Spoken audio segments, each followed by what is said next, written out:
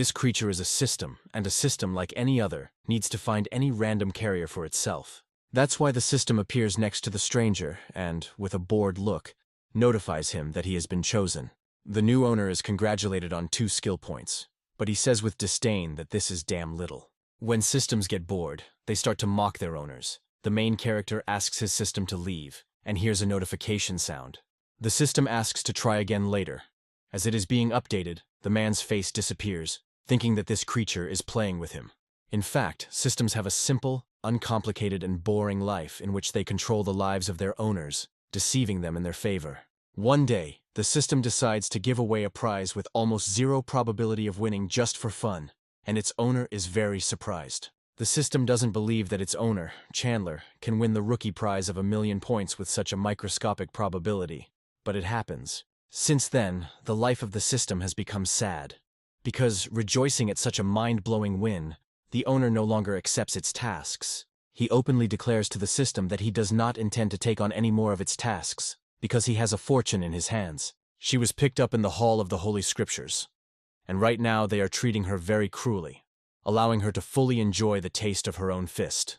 This man is a real psychopath. With a mad look, he orders the system to enjoy his ruin. Chandler is going to force this harmless and helpless creature to serve him by bragging about doing nothing and beating him up in public. The system bursts into tears, moaning and asking for at least someone to help it. The Dragon Kingdom Palace is in turmoil.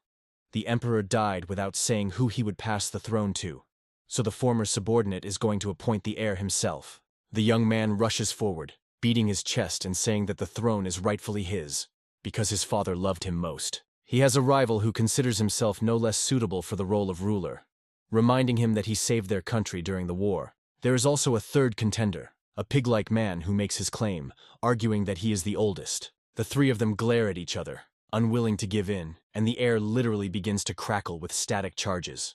And then a 4th character appears on the stage, drawing attention to himself with his loud voice and causing the argument to die down. Chandler orders everyone present to immediately shut their mouths, achieving the desired effect with his unexpected appearance. This man also claims the throne, and there is an unprecedented confidence in his voice. The 3 contenders' gazes are fixed on the one who entered the room, and they are all filled with similar feelings. Perhaps for the first time they are all unanimous. The next moment, similar speeches pour out of the mouths of each of these people. They call Chandler a worthless person, because he has nothing. He is not capable of anything. The man himself thinks that despite the fact that he previously lived like a useless prince, now he has a system. He is confident of his victory. He recalls how the system itself declared that with it, Chandler could easily take his rightful place on the throne, and he agreed. Meanwhile, he is asked why he intends to fight for the place, since he is not even a fully legitimate heir. He is a bastard. Chandler is the son of a servant, and the rightful heir is furiously shouting that it seems his half-brother wants to die soon. He asks again about the words about why he wants this place, and continues, because he has an answer to this question. Chandler states that he definitely relies on his strength, demonstrating part of it in all its glory. The brothers' gazes fill with disbelief, but their facial expressions become puzzled. Full of confidence in his strength and ability to surpass his brothers, Chandler mentally calls upon the system, but is met with the same disappointment he had experienced before. The system notifies the man that it is being updated, causing him to freeze in an awkward pose in front of those present who are embarrassed along with him. Chandler's face goes blank and he curses under his breath. A man is overcome with hot indignation when he realizes that the system has outplayed him. The looks of those present change, realizing that Chandler's words were just bragging. They become angry.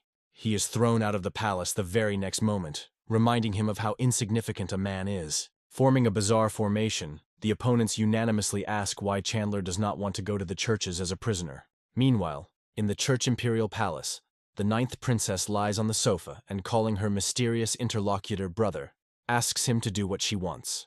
This girl's name is Yannick, and she asks the one she calls brother to come to her and play. Chandler thinks that he would be glad to be a hostage with such privileges, with delight, driven by his wild imagination. And then he throws off his clothes and runs bare-chested towards his happiness, saying, "Beauty, I'm coming." Yannick giggles coquettishly and, groaning, calls the man, who is ready to pounce on her at any moment, very impatient. He didn't expect to become a hostage in an enemy country, and be accompanied by a beautiful woman who, a week later, would throw the man away like an object. Chandler thought that when he got to this place, he would be served by a beautiful woman. But everything turned out like this. Recalling what he had to go through during this week, the man calls the ninth princess an inhuman. It turns out that Chandler was picked up by the ninth princess, who has fox genes, collecting yang energy and nourishing yin. They laugh at the bastard, because he descended from the 8th level of the elemental realm to the 3rd in 2 months, and is now noticeably weaker.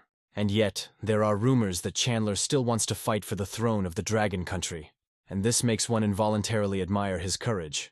As night falls, a man stands at an old temple trying to catch his breath. He wants revenge because the system has made him pathetic. There is a familiar sound that Chandler knows very well. He turns to the system window to see that the update has completed.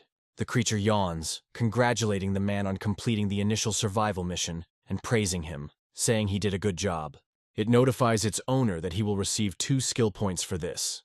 The man is not at all impressed by this turn of events. Chandler refuses to admit that after all this effort he was only able to get 2 points. He calls the system names and says that he doesn't need these points.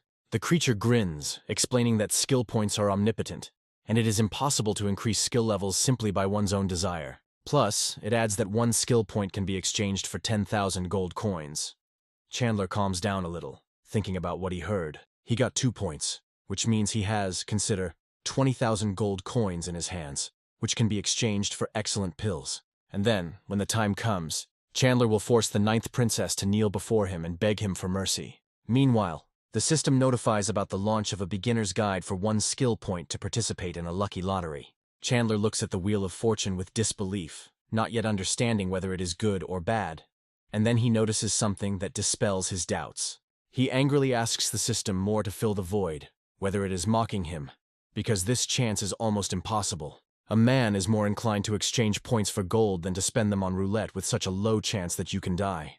The creature flies closer to its owner with a conspiratorial look and asks if he really refuses such a fabulous chance. The man confirms his words, vowing that he will do this even if he dies of hunger or jumps from the city gates. He's not going to waste a precious skill point to enter this damn lottery. The creature grins because the lottery is replaced by a mandatory task, and the cost of acquisition points is doubled. Now that it's time for the rules, Chandler has no other choice. The man looks at the terms written in the notice in shock. He grabs a nearby creature and growls angrily at it, promising to beat it up that very moment. A fight immediately breaks out between them, because the system is indignant at how it can be put in nothing and threatened to be beaten, since it is the system itself. While the creature and its master fight to the death, the Wheel of Fortune spins. A bright beam of light falls from the sky and the wheel stops, followed by a system window opening with a notification that Chandler has won the starting prize. The man and the creature freeze, stopping their fight and looking at the golden drum with puzzled eyes. They look at the object in front of them, trying to digest the information they just received about the win. And the first realization descends upon the happy owner of the golden ticket. His face is distorted with disbelief, and an involuntary question escapes his lips. The system's single eye also widens as the creature wonders out loud if this is even possible given the odds. Chandler's expression changes as he comes to his senses again. Tasting the words that mean winning, 1 million skill points, the man bursts into mad laughter. Overjoyed that he was able to win, having such a small chance of success, he considers himself the luckiest person in the world. The creature watches its owner's joy with bewilderment, still not understanding how this could have happened, and how it can now give this person tasks. He becomes even more confused when Chandler suddenly stops laughing and stands up right in front of him. The man smiles nastily, saying that with so many skill points, he won't have to worry about quests anymore. He says he has something he needs to finish, and the system cautiously asks what it is, reminding him just in case who she is. And then the man steps forward, throwing himself at his system with a mad look. He says that now it is his turn to mock it. The creature covers itself with its paws, asking its owner to stop. But its words have no weight, and its appearance is too small. Then the sounds of blows and kicks are heard. After what happened, the system sits in a puddle of its own tears, unable to stop sobbing, and says that it feels like dirt. The man, on the contrary, holding a blade of grass in his hands, announces that he feels well, that he has finally felt better. Looking at the crying creature, he asks him not to worry about anything, because ever since they were together, the care fell on his shoulders. The system cries without ceasing, saying that it is unhappy, and thinking how unlucky it was to meet and serve such a master. Chandler asks the creature to stop crying like a beautiful maiden, and finally allow him to spend 1 million skill points. The system watches the man's actions, involuntarily admiring him, and he asks how things are going. From the status window, it becomes clear that not everything is as smooth as it could be. There are a lot of skill points, but the remaining lifetime and skills leave much to be desired. Chandler asks the system if he stabbed it in the eye. The creature replies no. It turns to its owner to advise him to take better care of his life, because he will not be able to live longer than 6 months. Chandler becomes furious at the amount of time he has been given, belatedly realizing that he has been squeezed by the fox. The creature smiles slyly, saying that he has a way that can help the owner get his years back. Only for this, he needs glasses. The man slaps the system across the face, causing it to gasp and tell it to go away and stop even thinking about his glasses. The creature crashes right into the system window, hitting it with the corresponding sound. Tears well up in his eyes when the system thinks that at this rate it could become the most insolvent system in the history of all systems. Chandler believes that every problem has a solution, and now he has the most important things. But he must increase his strength one by one. The next moment, the man says that he will use all the points he received to increase his strength, and tongues of flame immediately flare up around him. Chandler laughs and gets a notification about a breakthrough to the 4th level, and then to the 5th, and even to the 10th. The man laughs, saying that now all his strength is at its highest level, and is going to try it out. By releasing a powerful magical blast from his palm, Chandler manages to break through the wall in front of him, and release strong gusts of wind. He laughs, saying that he just demonstrated the power of the 10th level of Kingdom Any, confident that no one would dare laugh at him again. But then his dreams are trampled by the owner of the voice, who appears out of nowhere, and she treats the man like trash. The woman flies up to her interlocutor, surrounded by waves of flame, silently. But having approached to a sufficient distance, she begins to speak. She angrily asks how he dares to destroy a wooden shed, and asks if he has any rebellion in mind. Chandler clenches his fist in anger, and his expression turns angry when he realizes that the person standing in front of him is Yannick's bodyguard, Wolfina. He says he almost died after this woman beat him, and now it's time to pay for his misdeeds. The bodyguard is convinced that the man has destroyed the building and asks his question again, his eyes blazing with anger. She flies straight at him, saying that he is no longer of use to the 9th princess, so she will kill him now. Chandler asks again. A predatory smile appears on the man's lips, and he is about to say that a woman does not deserve one thing. Wolfina interrupts her opponent, saying that she considers him trash, who is on the 3rd level and will not be able to defeat her, who is on the 9th. Deciding that the man wants to die quickly, the woman gathers energy for a single blow, but he says that she will be the only one who will die. The two attacks collide, Chandler's strong fist connecting with the open and graceful palm of the princess's bodyguard. The woman screams reflexively, feeling several bones in her arm break in 3 places from her opponent's blow. Wolfina pulls back and coughs, and with the cough, blood comes out. The woman covers one eye in pain, wondering how a piece of trash like Chandler can be so strong. The man smiles maliciously, asking again if she really wants to know, and if so, intending to demonstrate his power. Concentrating energy in his palm, Chandler prepares for the next attack and asks his opponent not to die from it, knowing full well that this blow could be Wolfina's last. The woman asks him to stop with tears in her eyes. Chandler laughs as he looks at the lifeless body in front of him, not understanding why the strength of the 9th princess's bodyguard was praised. He can't stop laughing, going over his next steps in his head, and then a notification about a new mission comes. The man is confused by the fact that he has to propose to Yannick, even though he will receive skill points in return. Chandler grabs the creature and squeezes it in his fist, asking if it really wants him dead, since the fox was almost able to kill him. The system asks him to calm down, which goes against the sly smile, and notes that generating missions is his responsibility. As if by the way, the little devil advises to complete this particular mission as soon as possible, and Chandler cautiously inquires why he needs this. The system suggests thinking carefully, because the man will be able to pay back the princess who tortured him, and then she will happily serve him. Giggling conspiratorially, the little devil asks if the master doesn't want this, and he agrees, admitting that he is right. Chandler is lost in his erotic fantasies, thinking about how he wants to get back everything that this treacherous fox woman took away. The system gives such a mood an excellent mark, offering in this case to accept the mission. The man agrees and reaches for the necessary button, and the little devil is already celebrating his victory. Even if this mortal has 1,000,000 points, it does not mean that he will be able to subjugate the system. Suddenly changing trajectory, Chandler hits the system, calling it a small piece of shit, and it makes a corresponding sound in surprise. The man rubs his palms together, asking the stupid system if he really thought he would accept such a mission. The little devil looks at his master with puppy eyes, saying that he does everything for him, and asking if the man doesn't want to get Yannick. Chandler smiles and replies that of course he wants to, but he already has 1,000,000 points. By smashing the system window into tiny pieces, the man says that he no longer wants to receive a single mission from the system. He leaves, showing his interlocutor the middle finger and telling him to stop making a fool of him. The system lets out a heavy sigh. His plan has failed again. Chandler laughs, believing that even the stupid system would not dare to go against him, and in general no one would dare to stop him anymore. The man raises his index finger, loudly declaring that now even God himself cannot do anything to him. He is interrupted, cut off mid-sentence, and again called trash, and asked how he dared to act like that. Looking around, Chandler sees that he is surrounded by 3 warriors, their swords pointed at him.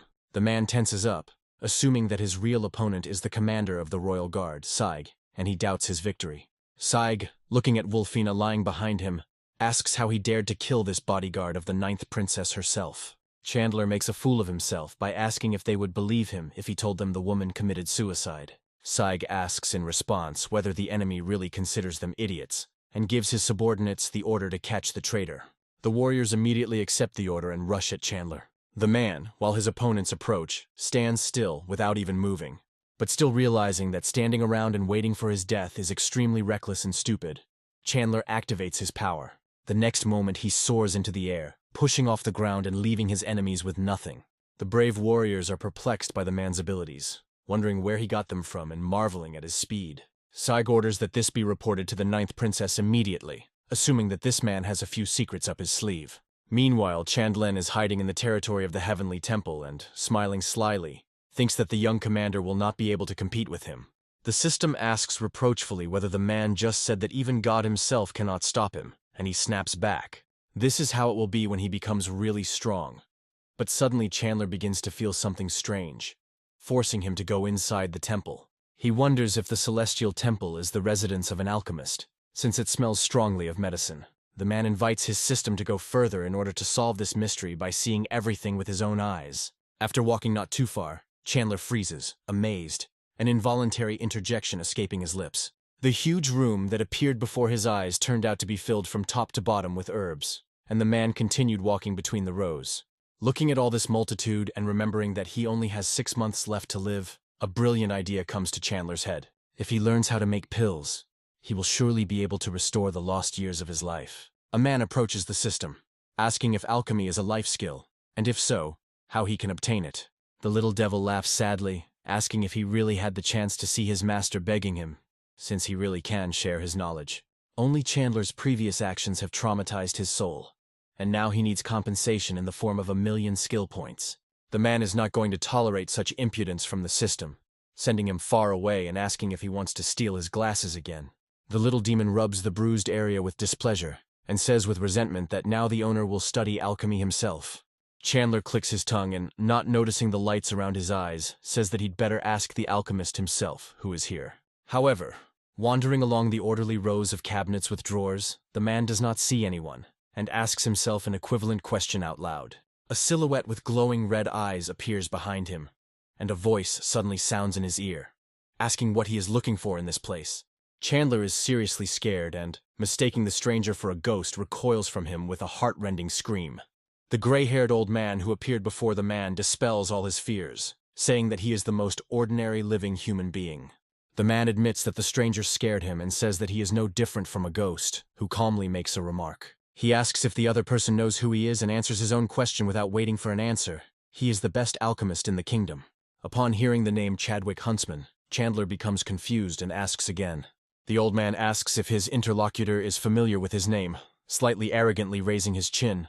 The young man shakes his head from side to side, denying these words, and reinforces the gesture with the phrase that he has never heard it before.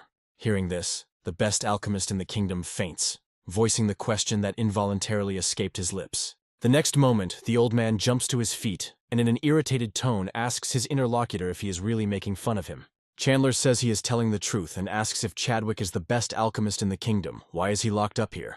The old man replies that he accidentally made a deadly poison instead of a potion, and the last emperor died a cruel death. Because of guilt, he locked himself up. Chandler assumes that Chadwick is avoiding reality, and he believes this is wrong, because a truly passionate man dares to darken only people's lives and blood. The old man cannot believe that he is being taught by such a young man, and asks if he would like to become his student to study alchemy. The man thinks he has 1,000,000 points, and he can study alchemy on his own. He won't need a teacher for this. Chadwick adds that he is ready to teach his potential student everything he knows, and subsequently he will become the best in the kingdom. The man apologizes and asks to borrow a book with the basics of alchemy, arguing that this way he will be able to decide more quickly whether he wants to be a student or not. Chandler apologizes to the old man in his mind and thinks that he just wants to take advantage of him. Chadwick has an inspiration and asks if this young man really thinks he can study medicine on his own. The young man smiles sweetly, saying that he might be a genius.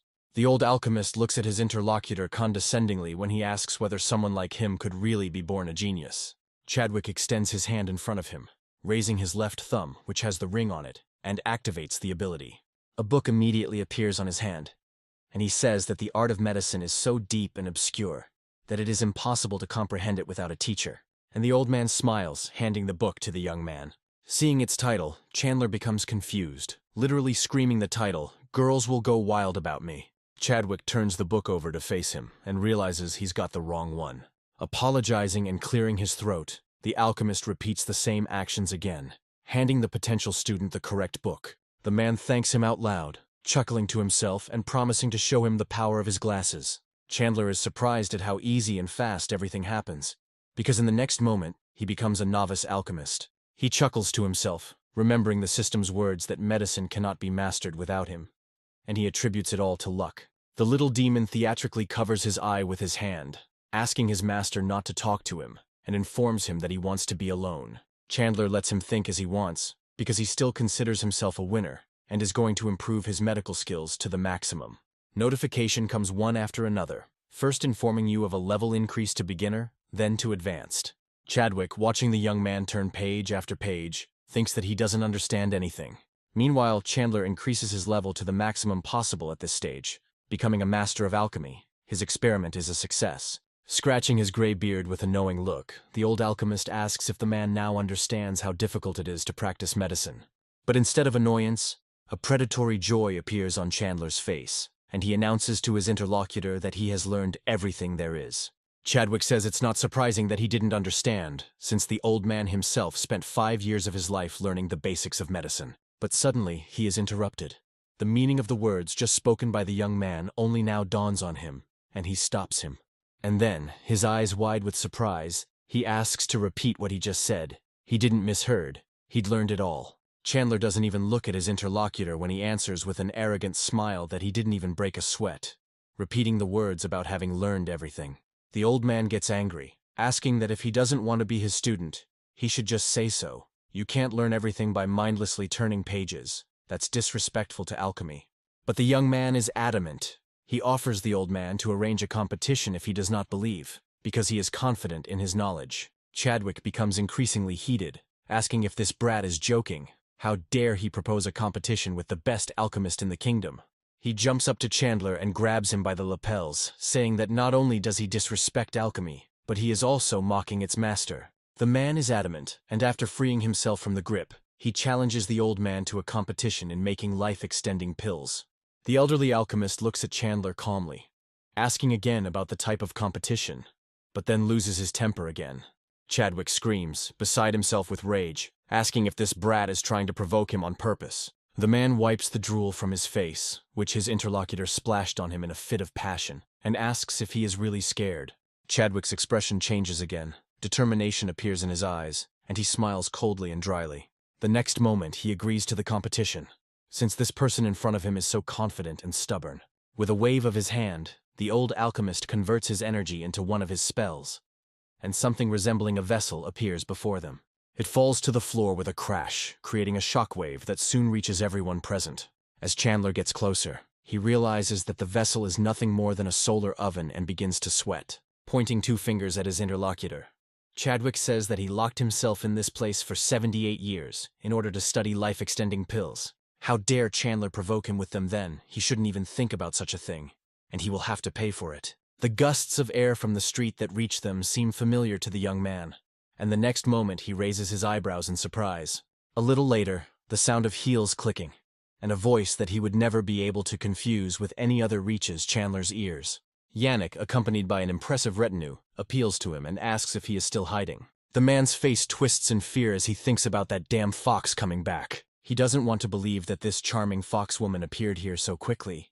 Chadwick looks at his potential opponent questioningly.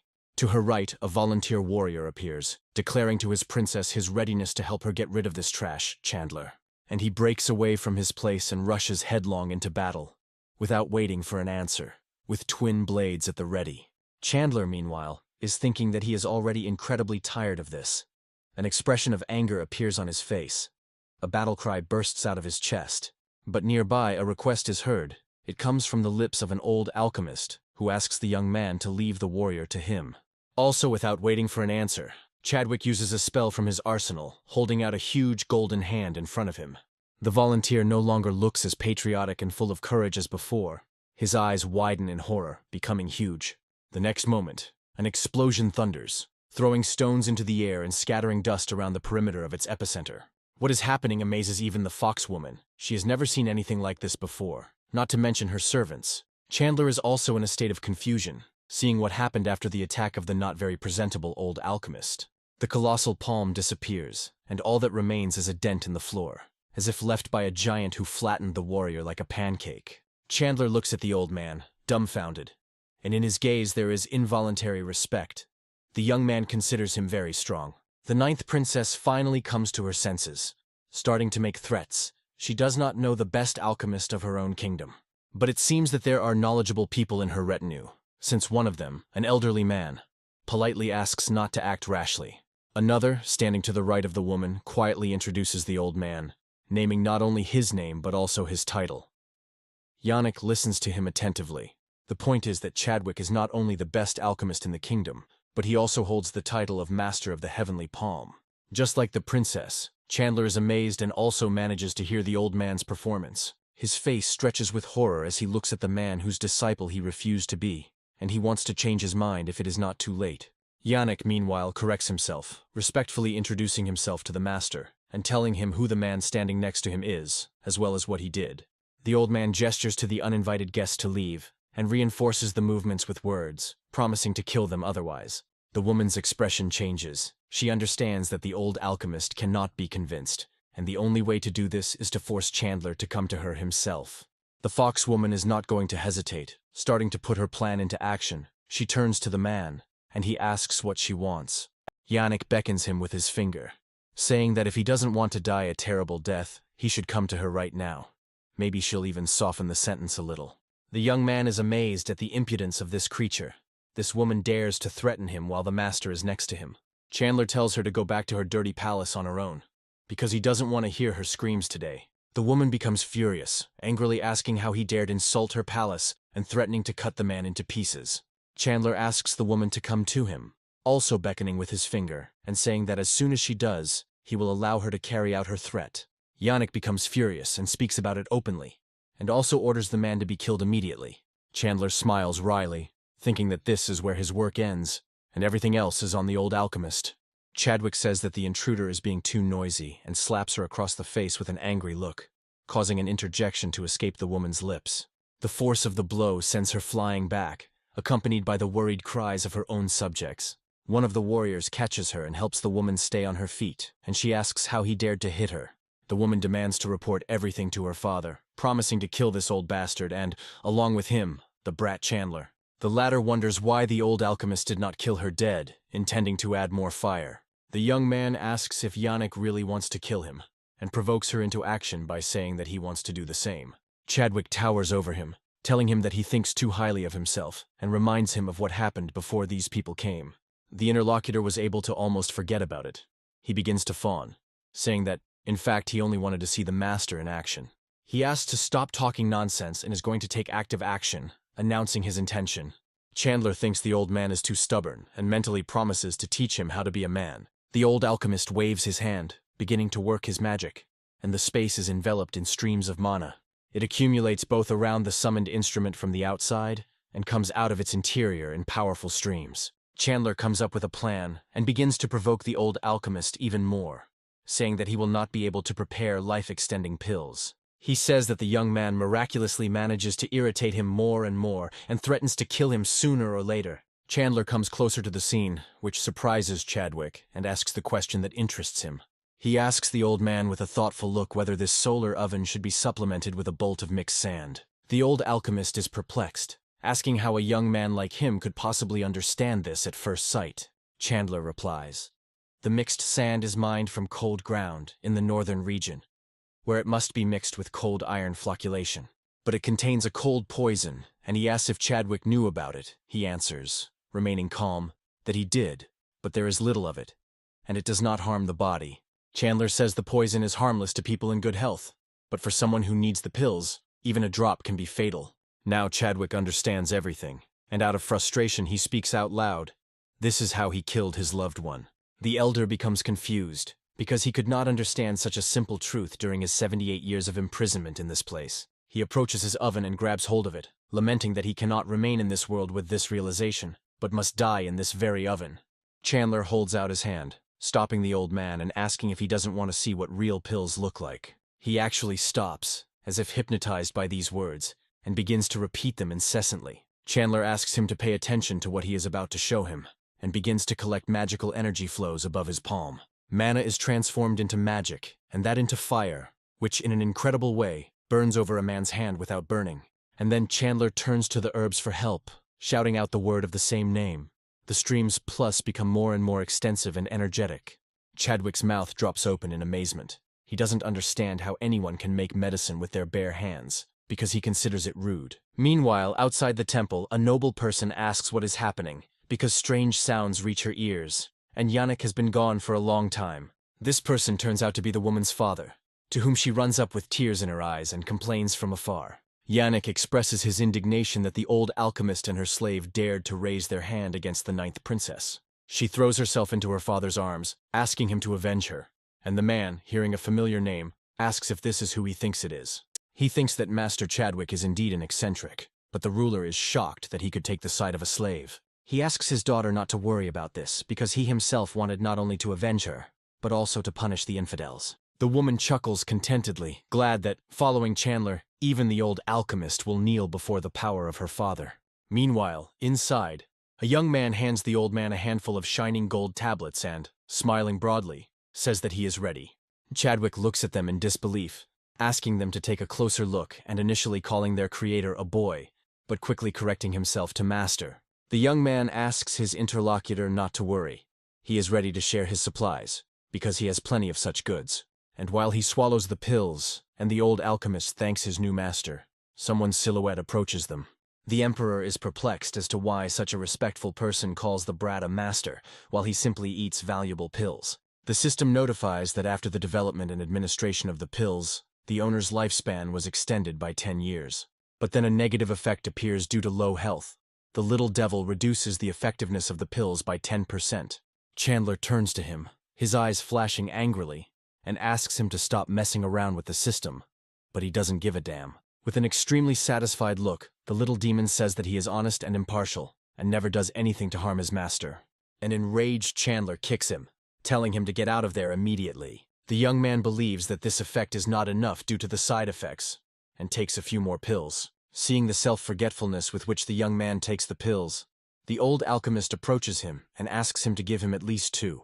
The emperor, watching this scene, refuses to believe that this man could be more knowledgeable in alchemy than the old man.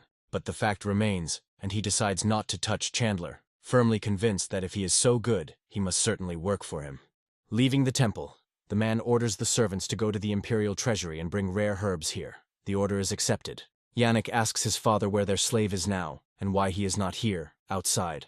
The emperor approaches his daughter and hits her in the face, telling her not to call her the great master again. The fox is amazed by this. Ready to burst into tears at any moment, she looks ahead with a hunted expression and wonders what happened.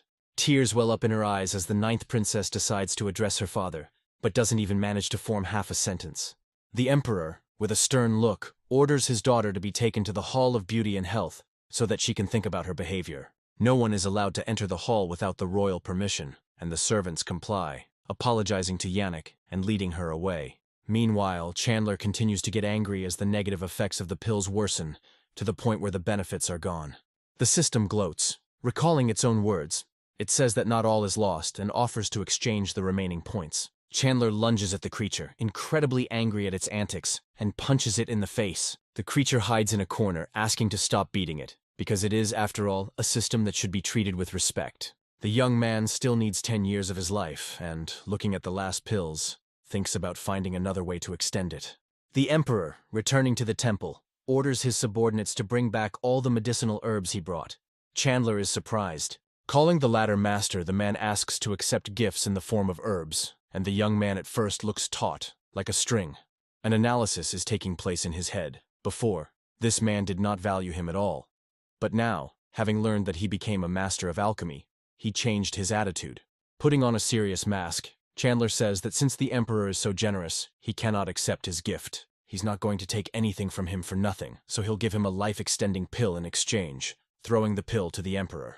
The man catches it with an extremely pleased look, feigning surprise that the great alchemist gave it to him for free. Thad bows politely to Chandler, expressing his deep gratitude and appreciation and calling him master. The young man gives the second and last of the remaining pills to the old alchemist, offering to study this type of medicine. He looks at her as if she were a miracle, saying that she is the biggest mistake of his life that he finally got. Chandler, meanwhile, bids farewell to those present in a peculiar way, saying that if this is all, he will leave the temple first. He is stopped by an old alchemist, who kneels and respectfully asks to be taken as his apprentice. The young man is surprised. There is silence for a while, which is again broken by Chadwick's request, who asks even more respectfully to be accepted as a student. The elder explains, admitting that he initially offended Chandler, but he not only did not take offense, but also shared the miracle pill. The young alchemist is not proud of his talent. He is highly moral and merciful to others. Chadwick's heart now belongs to him. Chandler pretends to be puzzled and thoughtful, mentally starting to feel proud that the great master of the kingdom would say such words to him. But he wants to keep a low profile, not wanting anyone to know about the system. The little demon spits on his master. Chadwick falls prostrate before the young man, asking him once again to accept him as a student, promising otherwise to continue. Chandler agrees, saying that he will accept it if he asks so, and asks him to try hard, even though it won't be difficult for him to teach. He is happy to himself because from this moment on, the master of the heavenly palm himself will become his bodyguard. And for free. He sincerely thanks the young alchemist, bowing respectfully and saying that he will faithfully follow the instructions of his master. The Emperor, witnessing this scene, does not want to stand aside and allow the old alchemist to take the great master for himself. The man offers Chandler to become the kingdom's state master, saying that of all people, he is the only one fit for the position. The Emperor asks him to agree, because he is not going to give up under any circumstances, and he, pretending that he really thinks about it, accepts the offer. Only he has one condition. The young man wants to learn the secret art of the church gong. The Emperor agrees to this too. He says that he will immediately send all the necessary materials from the palace. Chandler looks at the man in shock. Chandler politely thanks His Majesty, who in turn says that he is not worth the gratitude, because he is a master. The young man understands perfectly well that the Emperor wants to use him to make the kingdom stronger, but he himself is no slouch. Later, Chandler studies books that are the country's treasures, heavenly techniques, and all in order to persuade him to take the post. Surely the man thought that Chandler wouldn't be able to learn them all, but how naive he was in that case. The young man looks at all the volumes and the one in his hands, giggling, and admits out loud that it is very easy for him. A congratulatory notification arrives for acquiring the heavenly rank Great Mixed Technique skills, and Chandler threatens to learn them all. Looking through the book, the man can't believe that the technique written in it is the same as the Yang Dragon technique, and that it can also be improved. A notification arrives congratulating the owner on raising the first Monkey King's technique to level 10, and he is surprised by the knife skill. After this, Chandler is congratulated on raising his Rising Moonblade technique to level 10 as well, and continues his training further. The man considers the skill of training animals useful and vital, while the system congratulates him on increasing the level of another skill. He thus acquires the skill of postnatal care of a pig and increases his rank in the mastery of taming animals. And for Chandler, this is not enough. Only the chest, which was previously filled to the brim with books containing secret techniques, turns out to be completely empty. The man read every single book and now smiles, noting that time flies incredibly quickly when you swim in an ocean of knowledge. Chandler gets bored and stretches, saying these words, and that there are no books left. He is going to go somewhere, but he is interrupted. Someone tells a man to go to hell, and he, smiling, confirms these words, saying that he will end up with him. But then it dawns on him what is happening, and the man turns his questioning gaze in the direction from which the voice was heard, asking what is happening. The next moment, there is a loud crash and the sound of breaking wood, and Yannick himself appears in front of Chandler. The man looks worried and scared as he calls out the name of the 9th princess, afraid to guess what will happen next. Meanwhile, the foxwoman, fully armed and with a blade at the ready, flies straight at him with an angry expression on her face. She tells the man to die, and he tenses up even more, realizing that this woman wants him dead again. But the next moment, Chandler's face changes, saying that he is no longer as easy to defeat as before, and takes a defensive stance. But suddenly he makes a feint, and leaning forward, closes his hand on the woman's neck, and she is taken aback by the surprise. The man uses his magic on her, pouring energy through his hand, and Yannick tries in vain to free himself from his grip. The sword falls from her hands, hitting the tiled floor with an appropriate clang. Feeling herself begin to weaken, the foxwoman wonders how such trash could become so strong in such a short time. The man says in a serious tone that he had no intention of settling accounts with her, and asks if she really wanted such a quick death. Yannick asks what he wants from her and warns that if anything happens to her, her father will not leave Chandler alone. He unclenches his fingers and releases the woman, allowing her to fall, telling her not to worry, because the man is not going to touch her. The next moment, a crazy smile appears on his lips, and Chandler explains the words said above.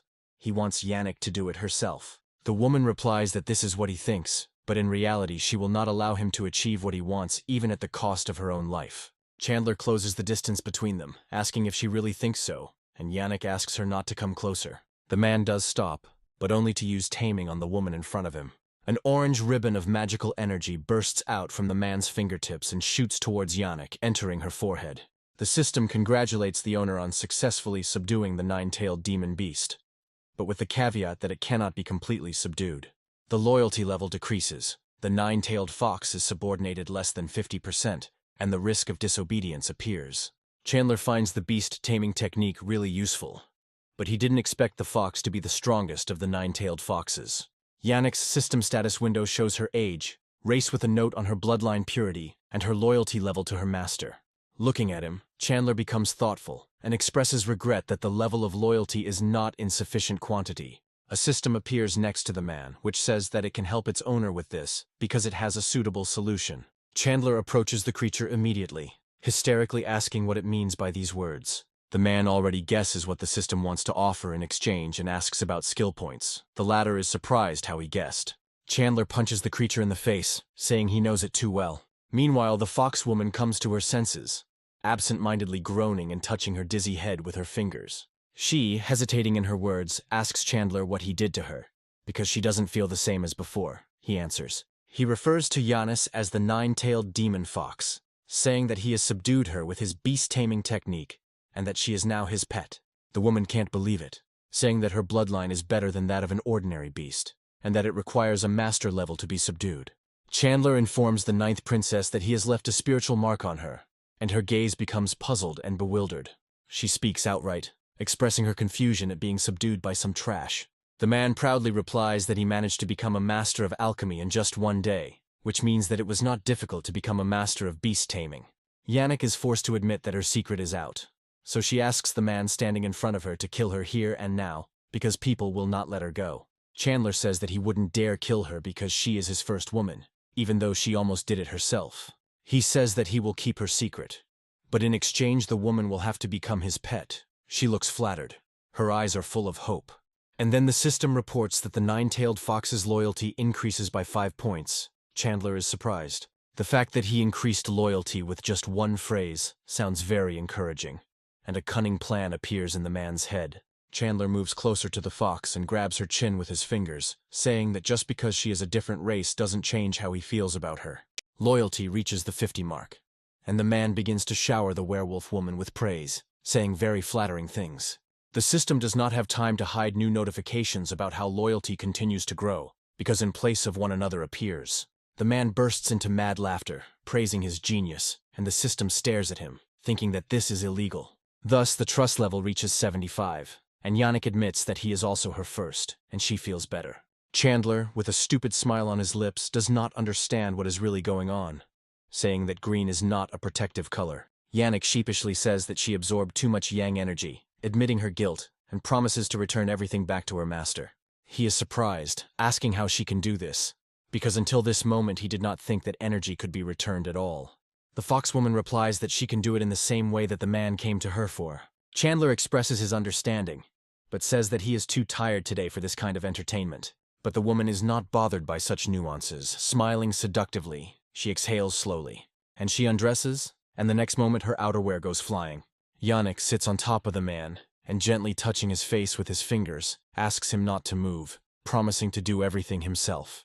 The next day, the system notifies Chandler that he has received 20 points and has made a breakthrough to the Kingdom of Kingdomani. The man realizes that he has defeated this woman and overcome the Kingdom of Kingdomani in just one night, and also feels that the yang has returned to him.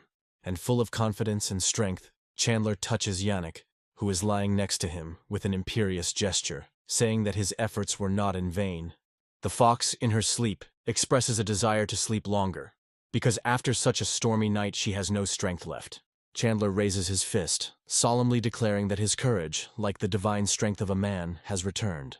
The system notifies that the owner does not receive a penalty for not making an offer to Yannick, and he demonstrates this to the creature. Someone like her doesn't need to be proposed to. But the little devil is unhappy with this state of affairs, saying no more sex before marriage. Chandler, looking bored, states that everything should go on its own. Not touching a girl before marriage is now considered terribly old-fashioned. And he asks for a system, and he is outraged that he is being asked to ease the difficulty of missions, because it doesn't work that way. Chandler, smiling slyly, tells the system that if he had the ability, he would give his master the task, but he does not despise him. The creature replies that it works with a huge amount of data, and asks why Chandler then says that he is not capable of more. And then the man receives a notification about a new task, for the completion of which he will be awarded 500 points. He is surprised. Swelling with importance, the system asks if the owner can now see how strong he is, and orders him to agree to the task as quickly as possible. But Chandler asks the creature to slow down. He didn't promise that he would agree to take on the first task that came his way. The creature is puzzled. The man says that completing this task, despite the fact that it gives so many points, is equal to certain death. He throws up his hands, saying that he only noticed that someone who has the ability will be able to issue a normal task. There was not a word about execution. The creature takes off and rushes at Chandler, promising to kill him. He put a lot of effort into giving him this task, and in the end, he got it. A fight breaks out, and the man, grinning maliciously, suggests that the system have some fun, since last night wasn't enough for him.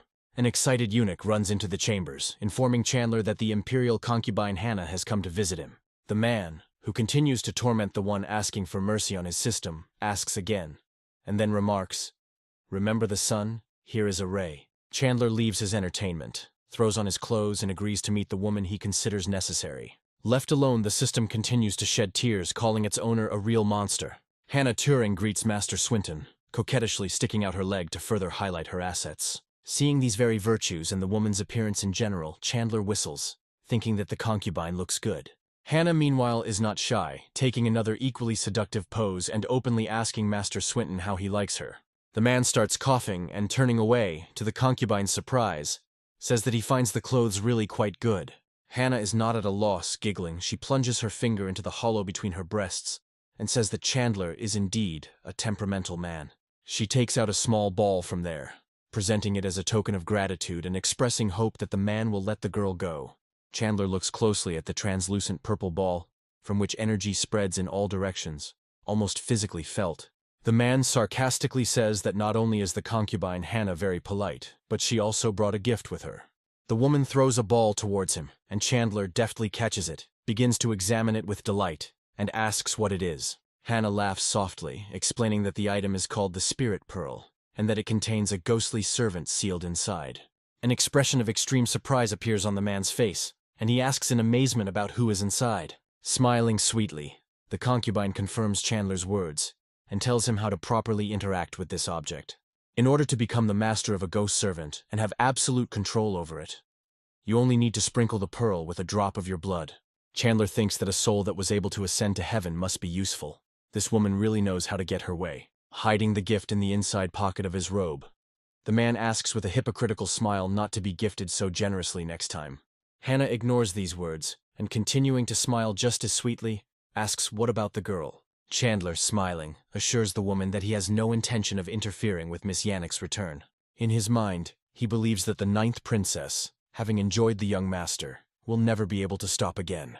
Hannah, meanwhile, comes closer to the man and touches his shoulder, saying that she has long heard how good his secret technique is. Playfully lifting up part of her transparent clothing, the concubine expresses her desire to learn from such a noble master. But the next moment she stands as if nothing had happened and looks at the man with the calmest gaze. Chandler looks at the woman with loving eyes, his face expressing confusion as he promises to teach Hannah next time.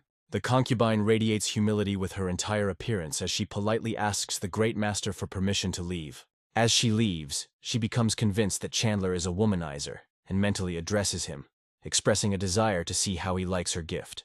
The man looks after her with an ambiguous expression on his face, expressing annoyance that he did not put forward more conditions, since he did not think about the significance. Wiping away the blood from his nose, he grins triumphantly and notes that one ghostly spirit will be enough for him. Chandler runs his red-stained finger across the spirit pearl, demanding that the creature reveal itself. A whirlpool begins to form around the object, the epicenter of which becomes the point of contact of the man's finger. At first woven from magical energy, it transforms into a misty haze that begins to take on humanoid outlines. Chandler believes that the spirit must necessarily look like a woman, either very young and sinister, or cold and incredibly beautiful. As the creature materializes, he continues to wonder who it will be, the emperor's daughter or an innocent little sister. And then a high splash is heard, raising small stones and clouds of dust into the air. Chandler's face shows anticipation and admiration, his eyes radiating delight. Finally, the first outlines appear, revealing pleasing curves, and the man freezes in anticipation, holding his breath. When the ghost servant becomes clearly visible, Chandler realizes that the creature looks completely different from what he imagined. The man's face falls, and he is stunned, no longer from anticipation and delight, but from the realization of a reality that turns out to be quite monstrous. An ugly older man in women's clothing and makeup greets the gentleman, introducing himself as Solly Nicholson. Chandler turns away from the nose-picking transvestite, desperately thinking that he might have opened the pearl incorrectly and wanting to try again. With an extremely focused and serious expression on his face, the man summons the ghost spirit, putting the power of his desire into the command. He turns hopefully to the voice, which becomes more like a woman's and ringing, like a bell, laughter. But the cruel reality hits him on the head again with its own hammer, because little changes in the servant's appearance, except that the greeting becomes more emotional. Chandler falls to his knees in despair, clutching his head in despair and wondering how this is possible, why this happened. He's hysterical on the ground, pounding his fists and sobbing that he just wants a princess sister. His spirit is broken. The system falls over laughing, saying that the owner deserves it, and condescendingly adds that it will be his turn to have a good time too. A sly smile appears on the transvestite's lips, and his face also takes on a sly expression.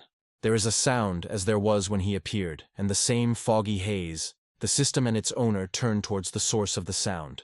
Instead of a scary man in disguise, they see a beautiful woman who apologizes to the ruler for her joke. Solly says that this form is her true form, and the system and Chandler's expressions change to one of surprise and gratitude. Although the man does not consider the ghost to be ideal, in his opinion, she is beautiful, and he openly demonstrates his admiration. He starts laughing contentedly, and the little devil gets angry. He doesn't like to see his master so pleased and happy. Chandler politely asks the ghost's name again, and looking at her from all sides, asks how she turned into one, what she did to become like that. Addressing her master as His Majesty, Solly replies that before becoming a ghost, she was a princess. She died in a war 700 years ago because of a grudge against the churches, and the spirit of the dead man then turned into a ghost servant. Before this, Solly was in the imperial family's treasury and was responsible for guarding it. Chandler expresses surprise. He asks what she can do as a heavenly rank servant, and the ghost begins to list all of her skills. Solly can transform into a weapon spirit and possess an item to increase its lethality. Any wish of the Lord can be fulfilled by her. Chandler tests the waters by hinting that the maid's joke has caused him psychological trauma that needs to be healed. Smiling sweetly, Solly asks how the Lord would like to be treated.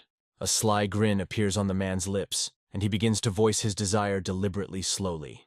But even words are not needed to understand Chandler's intentions, because his lustful look and actions speak louder than words. The system spits at him, angrily noting that the man does not spare even ghosts. And then, instead of a beautiful woman, the familiar image of a man in disguise appears before Chandler, who is rushing into her arms. A strong, muscular hand grabs the owner by the chest, and he, speechless with horror, asks the ghost servant to stop.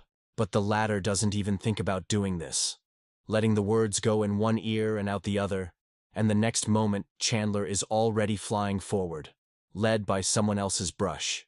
The huge man presses him to his chest and addresses him respectfully, calling him Lord.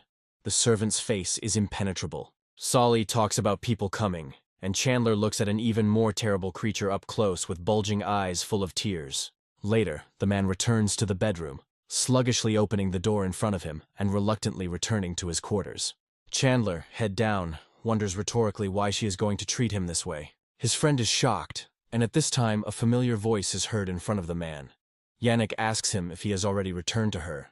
The woman with a sly look leans towards Chandler, who has fallen onto the bed, and says that she is ready to do it again, because she has regained her strength.